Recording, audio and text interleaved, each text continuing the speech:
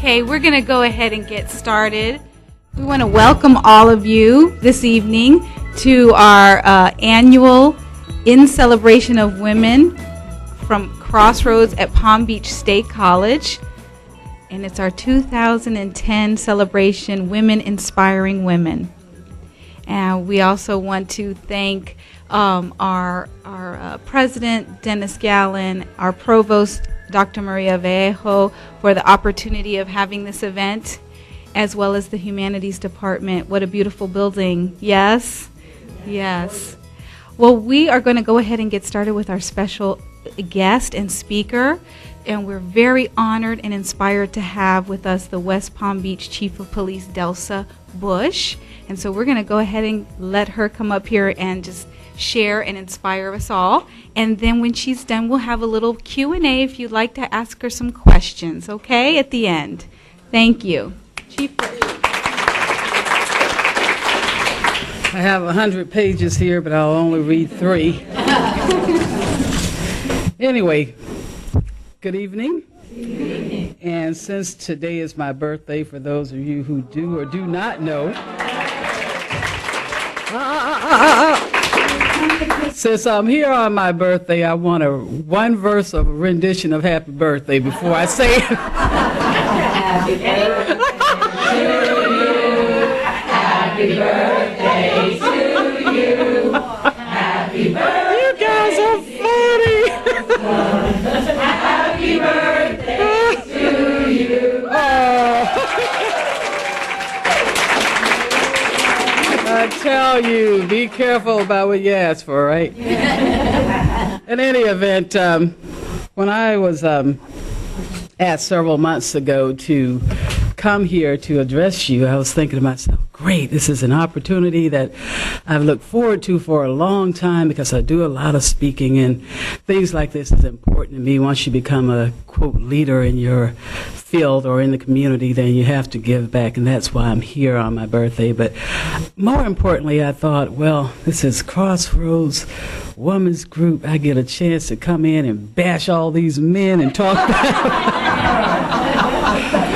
But our Dees called me earlier and says, you know what, this is a mixed group and there's going to be men, and so I altered my speech to respect that. Men, I'm joking. I am truly joking. I really want to just talk to you today. I speak at commencement exercises, but when I have a group that's this intimate, and I want to give you a chance to communicate a little bit with me and not truly do all the talking. But before I speak about anything, and in every time I speak, I have to tell people about myself and tell you a little bit about my background and my history. And I'm not saying this to brag or to, how can I say, belittle my parents or anything, but I have to tell you about it, because when you hear about my background and where I came from and where I started, then you'll say, I want you to say, well, wow, if you can do it, anybody can do it. So I was born in a small town, it's not even on the map, in the Mississippi Delta, and I was born to probably the poorest family in the poorest state in the Union at that time. And I was born to not one, but 2 illiterate parents. And I'm not talking these things about being, whether you're functionally illiterate or whatever. My parents were just illiterate because of their socioeconomic situation. They just did not go to school. So here I am, a child coming from that particular environment and entering the school system and not being able to come home for that traditional support that you get from your family to say that, you know, help me with my homework and all these type of things, because they didn't understand. And I came from one of those single parent homes because my dad, he didn't do much, but one good thing he did was bring us out of the Delta into Palm Beach County. So that was the number one thing important for me that was life-altering. But then after that, he didn't stay very long, and he left the family, and he left my mom with 7 kids to raise, and I'm the middle of the 7. And when I saw my mom go through that particular struggle, of raising us, of course, I said to myself, I don't want to live like that. I want better. And the only way out of that for me was this education route. I mean, I had to be sufficient even without the help of supporting family. I knew that the way out of poverty, the way to work, the way to leadership, the way to rising to your best potential is through this education thing. So I just started, really going at it. I had some people who helped me along the way. I had a teacher that was very instrumental to me in second grade, and she was a Jewish lady, and she would say, I was like, needless to say, I wasn't accustomed to the school environment. When I got there, I was raised in a kind of rural area where the Palm Beach Mall is now, was farm and dairy land, and that's where we were at. So we were accustomed just being with us, our 7 people. So when they put me in Boynton Beach Elementary School, I didn't know the school protocol, and I would just get up out of my chair, and wherever my sister went, I followed, even though she was in the first grade and I was in the second. And needless to say, my mom would come to the school just about every day because the principal would call, will you get this crazy kid out of the second? She's in the first grade, put her back in her seat. But this one teacher saw potential in a young lady, and she said, listen, I think I see something in her that I can bring out. And needless to say, I wasn't doing well in school at all. So she took it upon herself to take me to her home, to show me a different culture, to help me with my homework, to give me a nutritious meal, which sometimes we didn't get at home. And when she worked with me in that manner, I saw things clearly from that point. So third grade, when I came back to school, I was ready, I was prepared, and I was a star student. And that lasted throughout my high school years. And I just had to have that self-determination to go to school and get these degrees, even after getting a job, and we had the job, pay for our education. So I came here 28 years ago, got my little AA degree, and went on to get my bachelor's and master's, and then subsequently a PhD. So education is truly, truly important to me. It's a true key to success in anybody's life. But I was reading some stuff about Crossroads, and I'm just so inspired as to what this organization does, for women, because we have all had those life-altering circumstances and situations, and myself included. And I just wish that there was some group, even though I wasn't the woman re-entering the workforce, I was the woman that went through, those issues of, divorce and going on with your life, after that. I tell people, if it was a group of women, I would tell you the whole story, but only thing I can tell you is that when it comes to relationships and my divorce, I tell you, Tiger Woods had nothing on my husband, so I was like, let's just leave Tiger Woods alone. But getting back on your feet after those type of struggles and tragedy, it happens to all of us, and nobody is exempt from the life-altering situations that face us, and then we have to, learn how to cope with them. But just thank God that some of you, because of Crossroads, you don't have to go through those circumstances alone. So I'll just give yourselves a hand of applause. This is just a great thing, I tell you.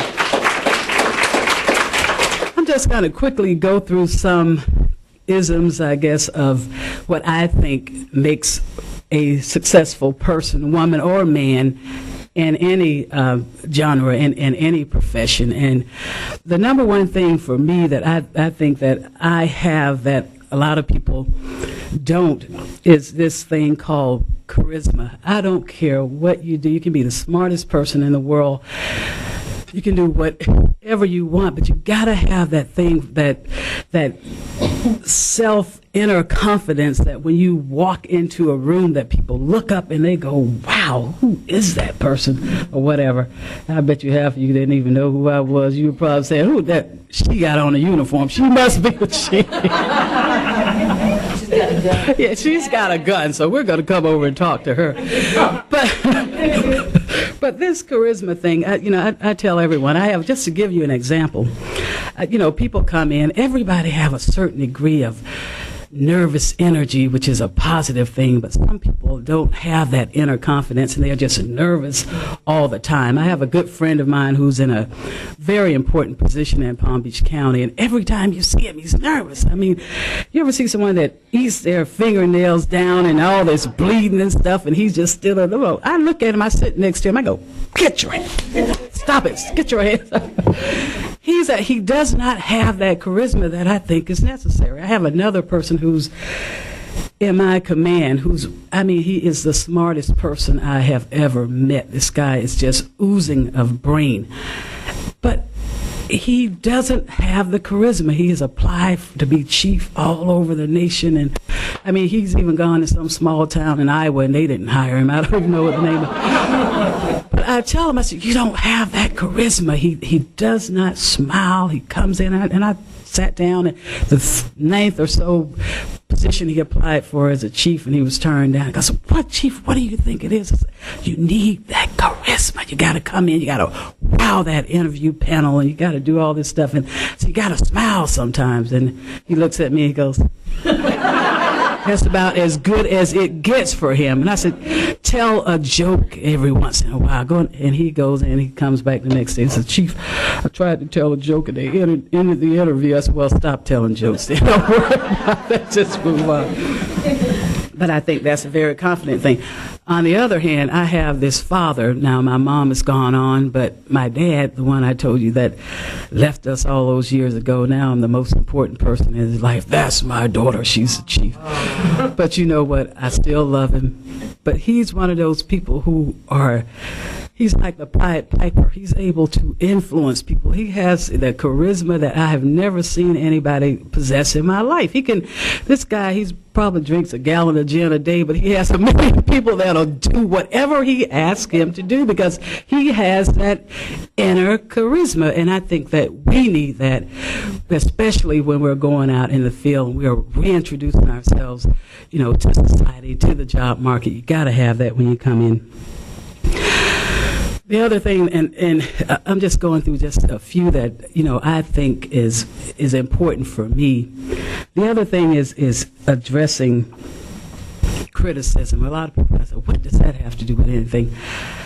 There's sometimes you have to stop people, especially when the criticism is unjust.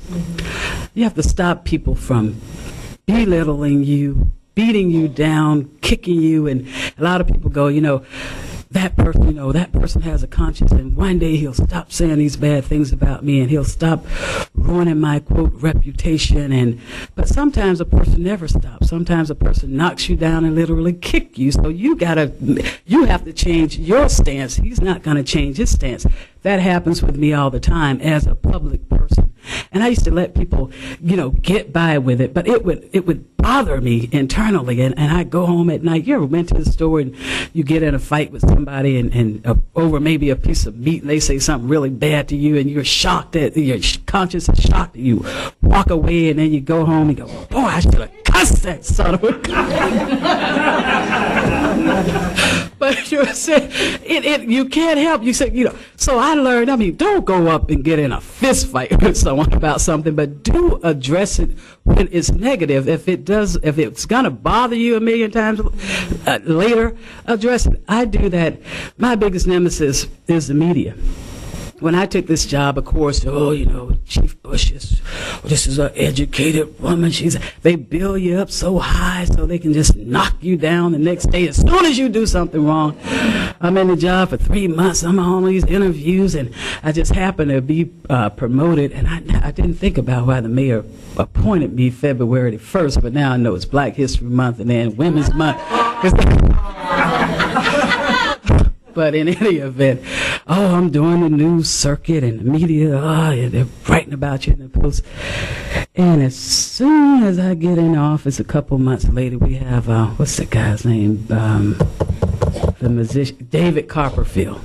He's robbed that city place. Oh, my God. It's the chief's fault. What did you do to protect him? Could David Copperfield use magic to keep these people from taking his wallet? It just went on and on. I'm accused of covering it up. And the media is relentless. then the Dunbar Village case didn't help. The chief is responsible, and oh my God, I'm like, Jesus Christ, am I going to survive all this onslaught? It's not, they don't know the half of the case, and I won't speak about it, but whatever you read in the paper about the Dunbar Village case, I would say maybe half of it is truth, and the rest of it is rhetoric. So I'm sitting there taking the fall. I said, yeah, I am sick of this. And I tell everyone, I am going to fight these people back. I'm going to call the editor, and I'm going to do all these things. And everyone goes, Chief, a good friend of mine, he says, you know what, Chief, you never fight with the media. You can't win. Do not get into a pissing match with them. I go, okay, I'm going to try not to. And then I thought about it, and they just kept on and on. And he says, fighting with the media is like wrestling with a pig. The only difference is that the pig loves to roll in crap and you don't. I said, well, I know what I'm getting ready to take these people on, so we are all going to be full of crap. I call the editors, I call the writers, and the print media is no worse than the TV media, because they do a lot of things that are not, right. They're worried about viewership, and they're worried about selling papers. They're not too much concerned about what the truth is. And I took them on. I told them, I said, well, let me tell you one thing. If you don't chase every other police chief and every other municipality around and write stories, and Jose Lambier, that's my nemesis. He he'd be in my office waiting. Chief, is there a story I can write about you today?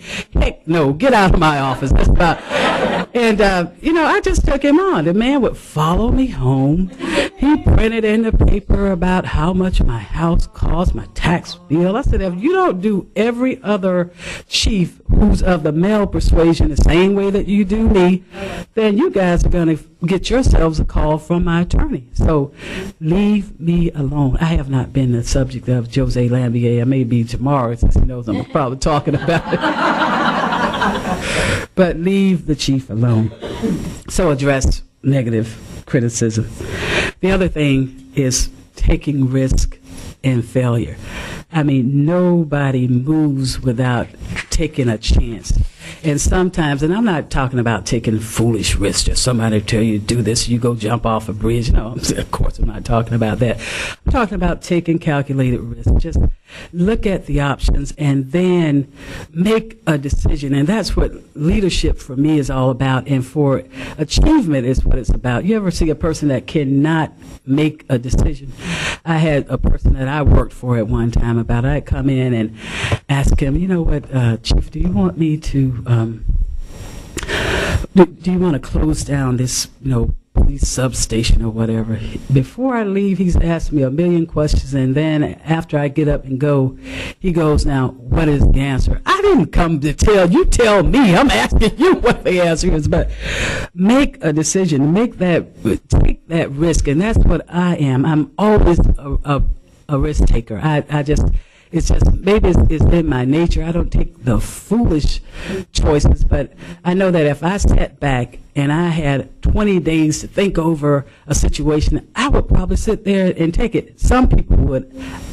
I don't think I will. People want to see decisiveness in people. They don't want to see you sit around and beat the horse to death and then revive it and beat it again. They want you to move forward with a decision.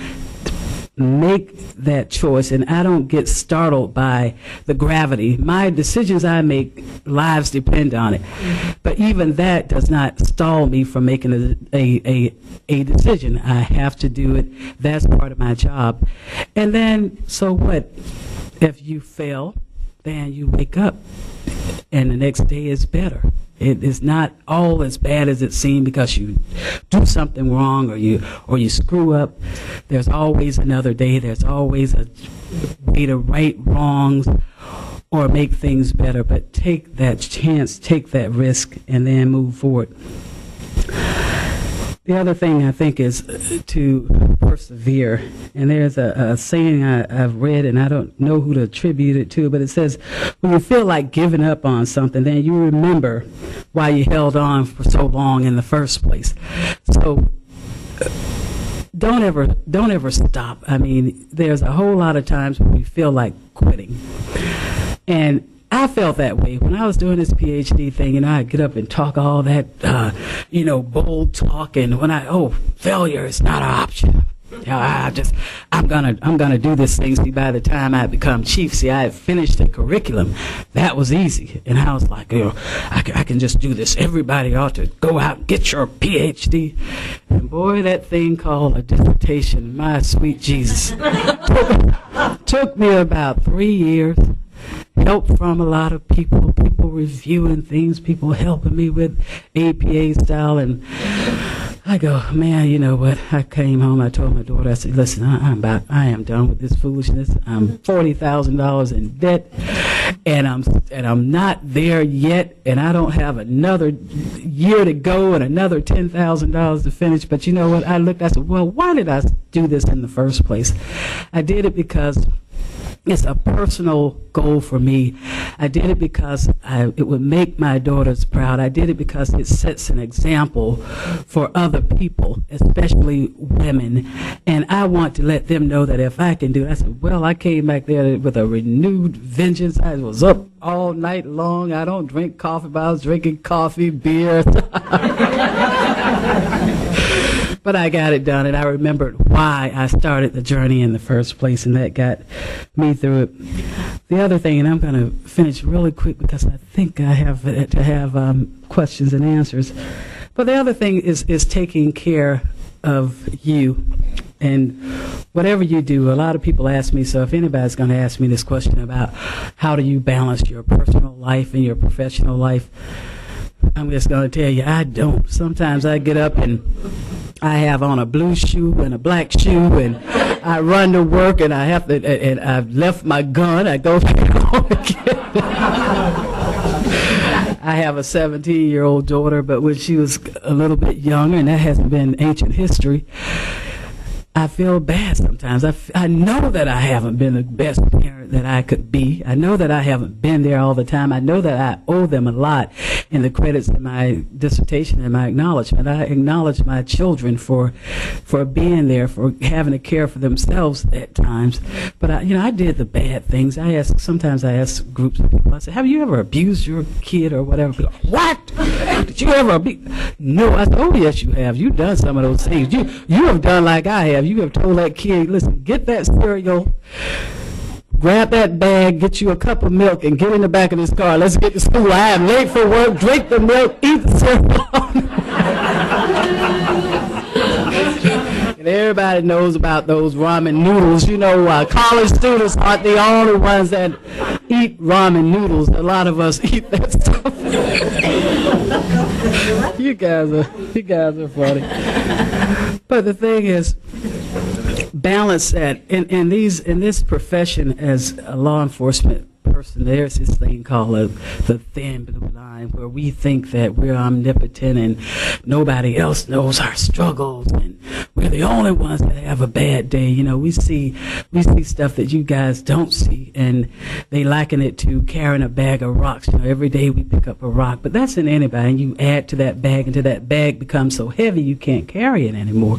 And that's what law enforcement officers do, and that's why we have some of the highest suicide rates and divorce rates. And I don't know any officer that works with me that hasn't been married at least 3 times. And I've only been married once because nobody else would put up with me. So I don't know. But in any event, we must take care of ourselves, and I mean both physically and emotionally. When I took this job, I was 40 pounds lighter. I really was. I have no issue. I've never meant to be a small person, and I have no issue with anybody else being.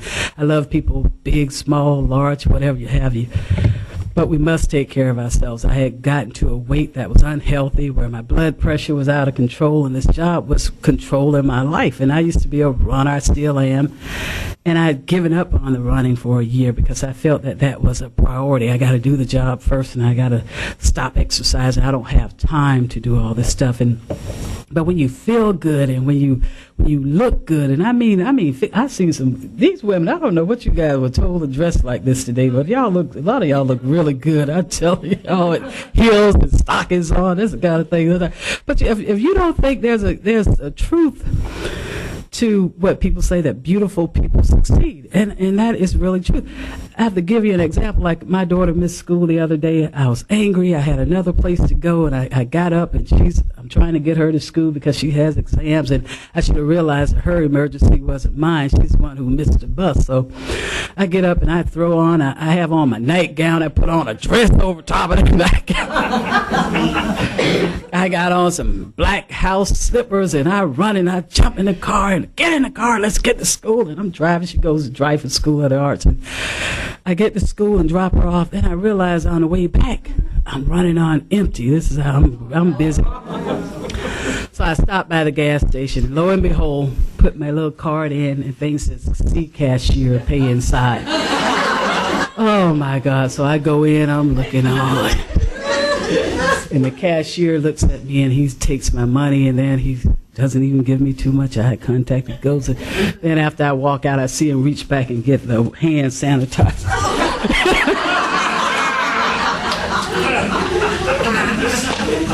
I go like, this son of a gun. So I'm like, okay. I go, very next day, I've had a good night. I've had finally a successful date.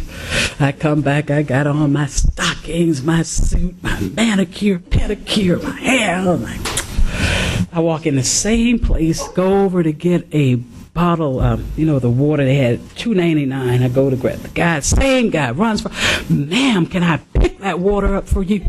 I'll put it up. And then try to get my telephone number and take that same guy, different woman. I said, no, you cannot have my telephone.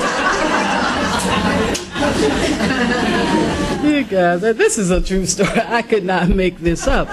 But when you look good and you feel good and it's exuding from you, I mean, nobody can take anything away from you. I'm not just talking about, you got to be this societal beauty. I'm talking about just looking good, taking care of you, doing those things that make you feel good and make you feel healthy. Don't ever lose that insight. And lastly, everybody's heard this thing about it's not whether you win or lose, it's how you play the game. Everybody's heard that, right? Be a good trooper and just play the game, and you go, crap, pump, period. Dude, let me tell you one thing. If you enter a game, you better play it to win. You bust your heart. I tell you what, you know what?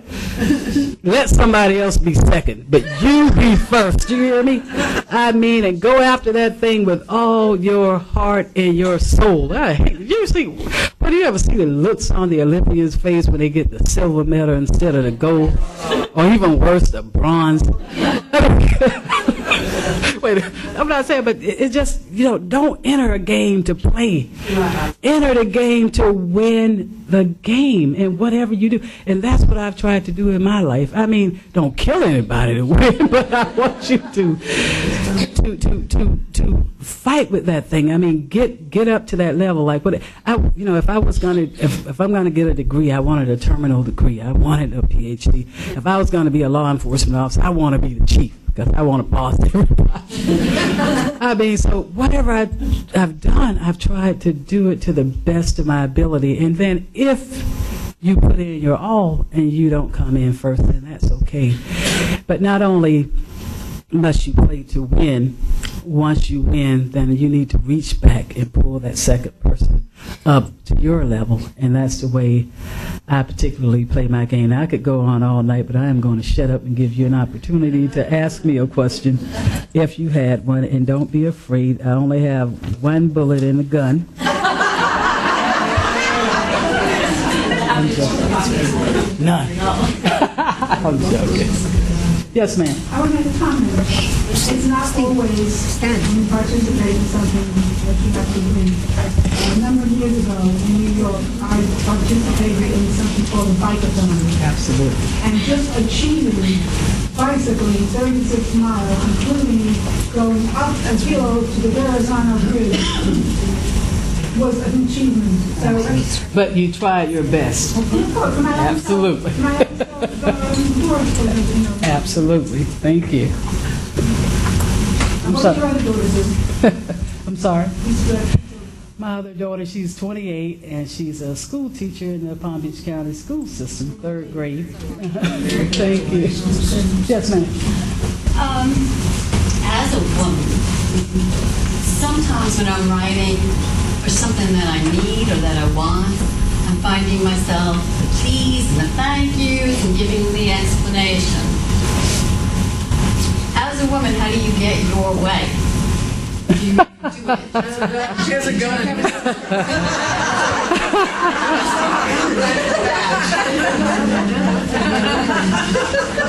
Oh my gosh, you guys are a tough group. You know what? I don't think it's always getting your way. It's about.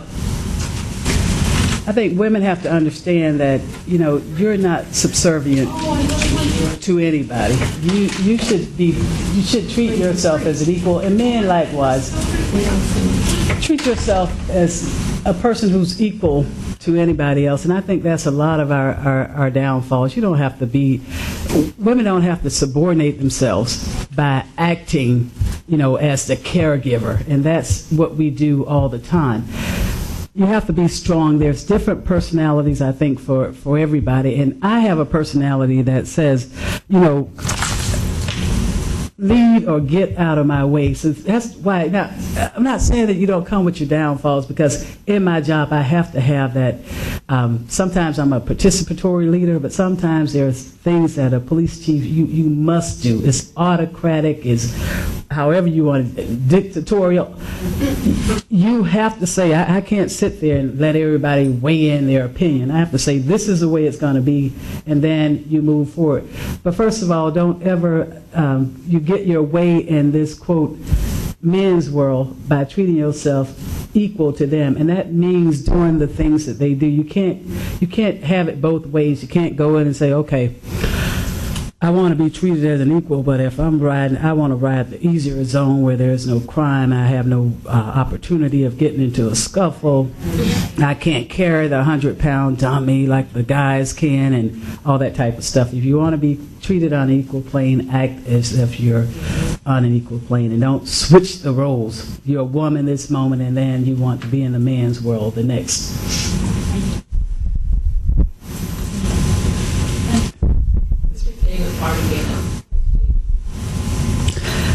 Other than talking about women. You know, truly, the standard answer to that question is that you get to help people. I think that the biggest part is the gratitude and the giving back to the community, because we just don't. Everyone thinks, you know, if I speak to children, they go, well, Chief, how big is your gun? Have you ever shot anybody? And all that stuff. Well, it's not about policing is so multifaceted. We do programs, and the biggest thing that I'm proud of is to have an impact on the children. We do programs with our Police Athletic League. We do cheerleading, basketball, baseball. We have a football league that's full. And that part of giving back, sometimes we just open our PAL doors in the heart of the inner city and just feed the children. And that is what makes me more proud, the preventive efforts instead of the law enforcement efforts, and the impact that law enforcement officers can make. And we are a giving and a caring group of people. Yes, sir. You're speaking here tonight for a private organization to assist women. What is the police department itself doing in terms of advancement of women? I mean, you've reached a position of excellence, but I would say any leader is an anomaly because only one person has that special characteristic, while other people might strive for it. But first, what's the percentage of women in the police department in West Palm? Is the city encouraging advancement, recruitment, advancement, education?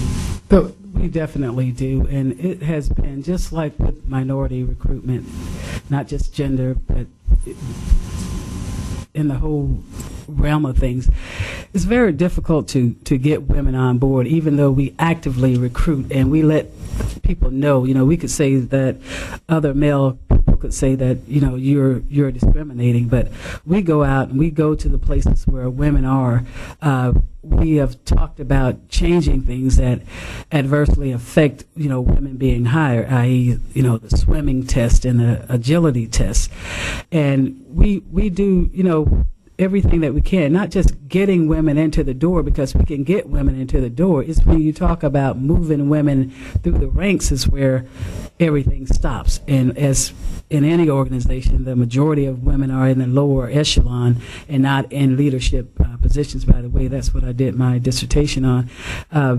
So we do everything. We let people know. We go to the campuses. We mentor the women. We try to give the women an individual mentor, another woman who can get them through the process, and we try to alter schedules where women who have child care issues can come to work as a law enforcement officer. So we do a whole lot, sometimes to the detriment of hiring even more qualified people. I'm sorry, let me skip. As women generally are nearly as strong as men physically, are the female police people in the police force, are they taught karate, jiu-jitsu, things like that? No. I wish. That yeah. Yeah. The issue of strength between male and female could probably be debated because, well, I tell you, we got some women that are stronger than the men. We do an agility test yes, we do. We do an agility, including, I beat out a lot of the men in agility tests as big as I am because I run. So that's to kind of be debated. But we keep our officers fit. We have our gym looks like Bally's. So we encourage people to strength train, and we test them every year to make sure that their agility is in order, whereas they can defend themselves and defend other officers. So everybody has that particular opportunity, and a lot take advantage of it. But as far as formally teaching those things like karate, that's to be debated. No, we don't. I'm sorry, just once. Yes. Thank you.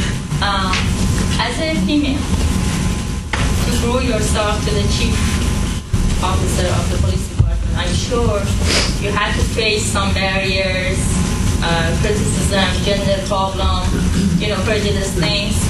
What gave you the motivation to face those barriers and keep moving on?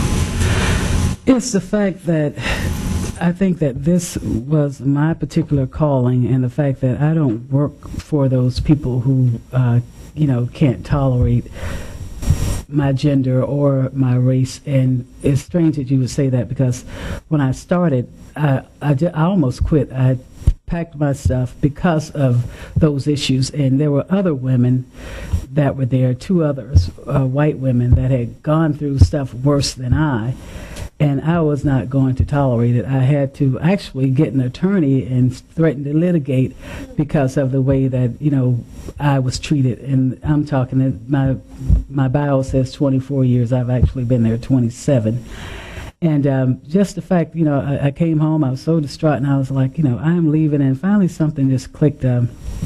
My fiance at the time was like, just calm down and give it another try. And I said, what the heck with this? I am going to fight. I do not work for West Palm Beach. I work for the citizens of this city, and I am going to stay. So there's, I didn't have any mentors to look forward to because, I was first African-American woman. I didn't have those people to go to and get advice from and bounce things off. I had to, just be in a self-sustaining mode. And like I said, the officers were great. After that experience, basically the male officers have been very accepting, and they're very supportive and accepting today. Yes, ma'am. When your mother, you say your mother was a mother, Absolutely. she encouraged you to do your homework on your own, and what about your siblings? Yeah, my mother encouraged us with a belt. No, my mother, I credit her with everything. Even though she didn't have it, she was very determined that we would go to school. Not all of us turned out to to go to school or even graduate from school, but she did her best, and the majority of us did. So she was very much supportive and very strict. She gave us the moral standards, and she gave us this thing called a work ethic. And my mom believed in paying a just debt. She did not believe in she didn't want to take, quote, handouts, but sometimes you have to, and she had to. But she didn't just get there and stay on public assistance forever. She moved on, even though at the time when we were growing up, you could be probably on it forever before new laws came in. But she took what she could, and then she moved on. So I think we credit her with a lot of our success. Chief Bush, we have just one more question left. Okay. All right. Anybody else? Well, I would like to encourage anybody in the room next year to sign up for the Citizens Academy to find out all about police work. Absolutely. That's great. Okay. I work with people with disabilities. Oftentimes, there are behavioral issues with them. Is there any kind of training that can be done? Not sensitivity training, I wouldn't know what to call it, because oftentimes because their behavior is, not typical, they can be pulled over, arrested. Let's say they're walking and the person slurs their speech, or the person is deaf and they sound like there's something wrong. How does the police force deal with that? We deal with it. We work so intricately with a lot of social services organizations, Alzheimer's Foundation. We have a group, mental health, Palm Beach County Mental Health.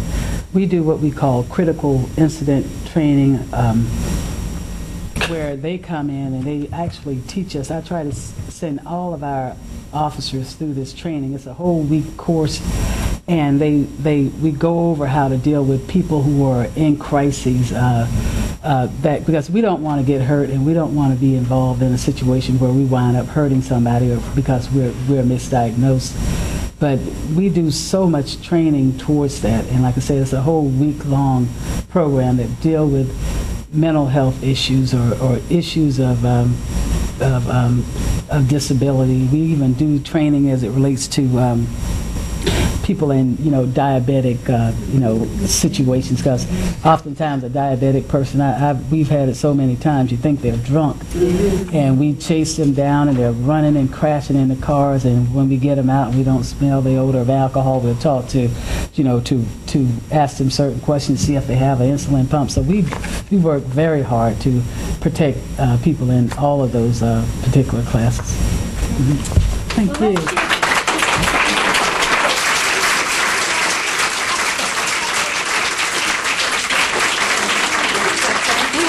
Presentation for Chief Bush, as it is today. It is her birthday, and so we've prepared to honor her and celebrate her birthday. So we have a cake for you.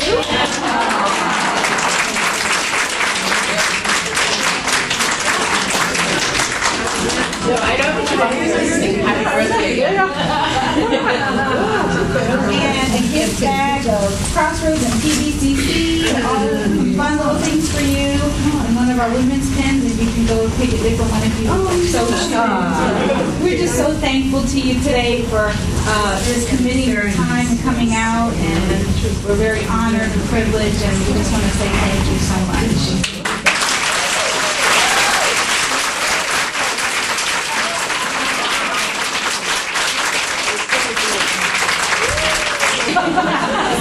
Happy birthday to you.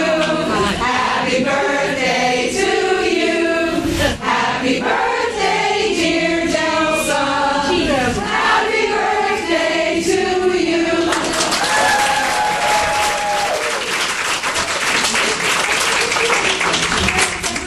Please share. I just got to giving her my trial about this 40. Take a whole cake,